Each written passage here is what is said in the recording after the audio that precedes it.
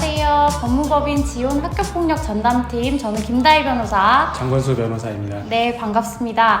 저희 변호사님 지난번 영상에서 네. 그 딥페이크를 이용해서 지인 능욕 범죄를 저질렀던 학생이 구속이 됐다 이런 말씀을 하셨는데 생각보다 많은 분들이 잘 모르시거나 궁금해하시는 점이 학생도 구속이 될 수 있는 건가 이걸 좀 다시 많이 물어보시더라고요. 그래서 오늘 이 부분에 대해서 좀 생각을 해봤으면 좋겠는데 학생도 정말 구속이 될 수 있는 건가요? 네, 맞습니다. 학생도 얼마든지 구속이 될 수 있는데요. 특히 만 14세 이상의 학생의 경우에는 일반 성인과 마찬가지로 형사 절차가 진행될 수가 있어요. 그렇기 때문에 당연히 구속 요건이 충족이 되면은 법원의 구속영장에 의해서 구속될 수가 있고 만약에 구속영장이 발부되지 않은 사건이라 하더라도 네. 유죄 판결을 선고받으면서 동시에 법정 구속이 될 수도 있습니다. 그러면 그 촉법소년이라서 구속 걱정이 없다 막 이런 지식인들의 말이 좀 많이 있는 것 같더라고요. 그럼 14세 미만, 그러니까 만 14세 미만 촉법소년 같은 경우에는 범죄 행위를 하더라도 구속되는 걱정을 하지 않아도 되는 건지 이게 또 궁금하거든요. 그거는 정말 잘못된 오해예요. 물론 법률적인 개념에서 범죄가 성립되는 것을 전제로 해서 법적으로 구속에 해당하느냐라고 말을 한다면은 그거는 아니에요. 그런데 만 14세 미만 10세 이상의 촉법소년이라고 하더라도 실질적으로 구속과 같이 네. 자기가 신체의 자유라든지 여러 가지 어느 곳에 딱 유치가 되는 처분이 있습니다. 뭔지 혹시 아시나요? 뭐 어떤 건가요? 유치가 된다고 하셨는데 어디에 이제 이렇게 들어가게 되는 건지. 네, 소년재판부의 판사님께서 소년분류심사원에 위탁한다는 결정을 내리게 되면은 그날 바로 그 자리에서 경위가 그 사람을 데리고 갑니다. 그래서 호송차에 실려서 소년분류심사원에 가게 돼요. 사실상 구속이랑 똑같은 거죠. 소년분류심사원이라는 말을 하셨는데 굉장히 생소한 단어일 수 있거든요. 일반 분들 입장에서는. 그래서 이 소년분류심사원이라는 곳에 대해서 조금만 더 자세하게 설명을 해주시면 좋을 것 같아요. 네, 이게 소년재판 같은 경우에는요, 크게 두 가지의 절차가 있는데요. 먼저 하는 거는 조사 절차라는 게 있어요. 그 다음에 소년 보호 처분을 내리는 심리 기일이 있고요. 근데 조사 절차에서는 뭐 하는 거냐면 이게 소년법은 사실은 이 소년이 앞으로 건전하게 성장할 수 있도록 도와주기 위해서 보호 처분을 내리는 것이기 때문에 이 사람이 과거에 했던 행위도 중요한데 그러면 이 보호 소년이 실질적으로 다시 비행을 하지 않을 것인가 또는 비행을 할 것인가 앞으로의 어떻게 할 것인가 이런 부분도 굉장히 중요하게 고려할 수밖에 없어요. 그렇기 때문에 그 사람이 어떠한지 조사라는 걸 하게 되는데 근데 그 조사 과정에서 좀 행위의 수위가 굉장히 높은 사안 같은 경우에는 소년원으로 바로 가는 게 아니라 소년분류심사원에 한 4주에서 5주 정도를 위탁하게 됩니다. 그러면 4주에서 5주 정도나요? 네네네. 그러면은 아까 말씀드린 것처럼 뭐 거기 올 때는 부모님과 같이 와서 재판을 받으러 왔지만은 돌아갈 때는 부모님 혼자 돌아가시고 그 아이는 사실상 구속된 것과 마찬가지로 한 달 동안 부모님과 떨어져서 그곳에서 지내야 됩니다. 그 말씀 주신 것처럼 갑자기 법정에서 끌려나간다라고 말씀하셨는데 이렇게 갑자기 법정에서 경위라는 분을 통해서 이끌려 나가게 되면 이제 당사자뿐만 아니라 보호자분께서도 엄청난 충격을 좀 받으실 수밖에 없을 것 같아요. 그럼 이렇게 소년분류심사원이라는 곳에 가게 되면 가족들을 계속 만나게 될 수 없는 건지 좀 궁금하거든요. 그거는 여러분이 많이 질문해 주시는데 보호자회 같은 경우에는 평일에 오전에 한해서 주 2회에 한해서 이제 면회를 갈 수가 있습니다. 근데 변호인이 선임되어 있는 경우에는 그런 제한이 없어요. 얼마든지 가서 접견할 수 있고 또 그게 그 보호소년을 변호인의 조력을 받을 수 있는 권리를 보장하는 거기 때문에 그런 차이가 있고 다만 이제 소년분류심사원에 호송이 됐을 때는 그곳에 스케줄에 따라서 어떻게 지내는지 맞아요. 궁금해요. 일종의 기숙사 학교 또는 소년원과 같다고 생각하시면 돼요. 거기에는 일과가 있는데요. 보통 6시 반에 6시 반이요? 6시 반에 일어나시나요? 저도 쉽지 않은 일인데 6시 반에 칼같이 일어나서 세수하고 뭐 세안하고 아침 식사하고 9시부터 수업을 받게 돼 있어요. 어떤 수업을 혹시 받게 되나요? 이제 뭐 일반 학교에서 받는 수업도 있지만 사실 주로 이루어지는 거는 인성교육에 대한 거하고 비행을 앞으로 예방하기 위한 교육들이 주로 진행이 되는 걸로 알고 있습니다. 소년분류심사원 심사원에는 그럼 어떤 분들이 계신 거예요?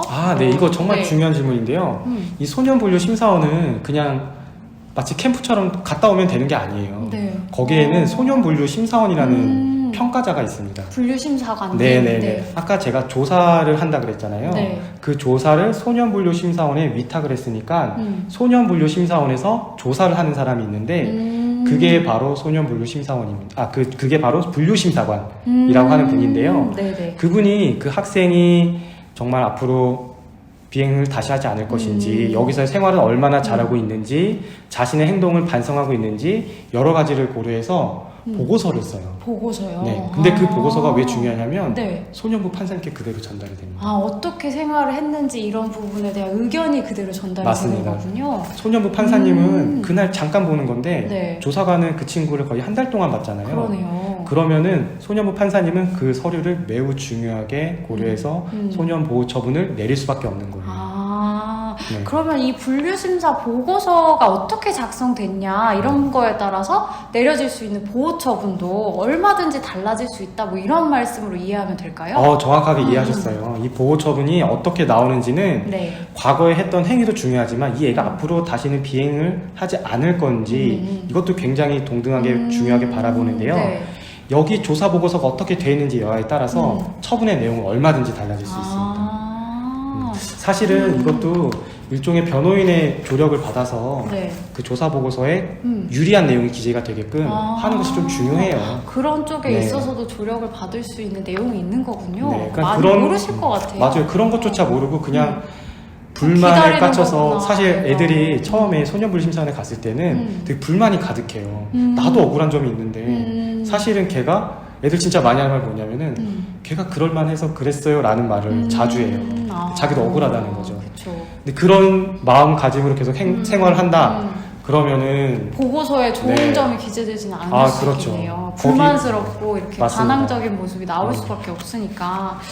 그분은 그게 일이에요. 그 소년 보호 소년을 보고 조사 보고서를 쓰는 게 정말 잘 아시겠죠. 네, 거의 다 그냥 거짓말하면 드러난다고 생각하면 됩니다. 네. 근데 선생님 조금 전에 만 14세 이상 학생은 성인과 마찬가지로 좀 형사 재판을 받게 된다 이런 네. 말씀하셨는데 네네. 그러면 이제 궁금해하실 것 같아요. 만 14세 이상 같은 경우에는 소년 재판은 아예 받지 않는다 이렇게 생각하면 되는 건가요? 그렇진 않아요. 그쵸. 소년법에서 만 19세 미만에 해당하는 사람을 소년에 해당한다고 정의하고 있기 때문에 네네. 만 14세 이상이라고 하더라도 이 친구가 형사처벌을 받게 해서 범죄 전력도 남고 형벌도 받게 되는 건 좀 가혹하고 그쵸. 사실은 선도해야 될 필요성이 있다고 인정이 된다면은 네. 소년재판부에 송치할 수가 있습니다. 그렇죠. 예.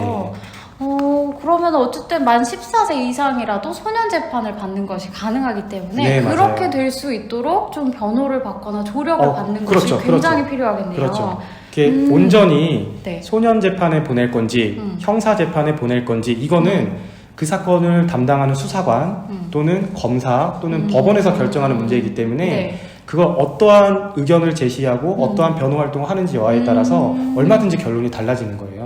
예. 그러니까 정리해보면 10세 이상, 14세 미만은 소년 재판을 받고 네. 그다음에 14세 이상은 소년 재판을 받을 수도 있고 형사 재판으로 처리가 맞습니다. 될 수도 있다. 네네. 근데 이제 소년 재판을 받게 되면 해당 소년에 대한 이제 조사 절차가 진행이 되는 거고 네. 이때 작성되는 조사 보고서 그 조사 보고서가 소년 재판부로 그대로 전달이 되고 소년 재판부 판사님은 이 조사 보고서를 굉장히 중요하게 생각을 하셔서 판단을 내리신다 이렇게 이해를 하면 정확하게 되겠죠? 이해를 하셨습니다. 제가 하나 더 말씀드리고 싶은 게 네네. 있는데요. 저희가 아까 소년분류 심사원에 대한 질문을 받다 보니 그 부분에 대해서만 말씀을 드렸는데 네. 소년분류 심사원에 가지 않은 보호소년도 조사 보고서는 작성이 됩니다. 그렇군요. 네, 그렇기 때문에 내가 소년분류 심사원에 가는지 안 가는지 여하가 중요한 게 상관없이, 아니고 그쵸. 네네네 소년 판사님께 보고되는 그 보고서를 어떤 결론이 나오게 작성되게 하느냐 이거에는 변호 활동이 필요한 점은 똑같습니다. 네. 거기에서부터 좀 집중해서 내가 할 수 있는 모든 조치를 다 취해야겠네요. 네, 조력을 맞아요. 받는 등의 방법으로. 네.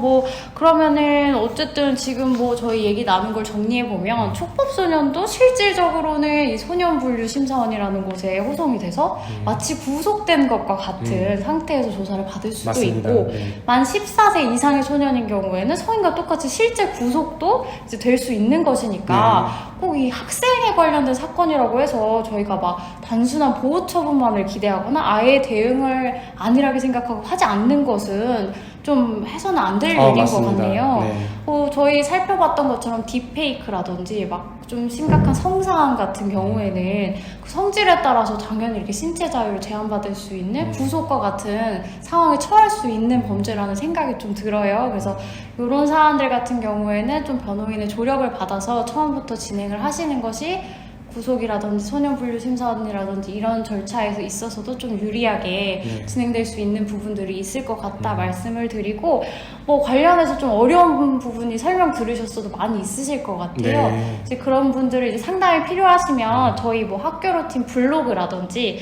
저희 더보기란에 있는 연락처 통해서 회사로 전화 주시면 저희가 편하게 상담을 좀 진행해 드릴 수 있을 것 같습니다.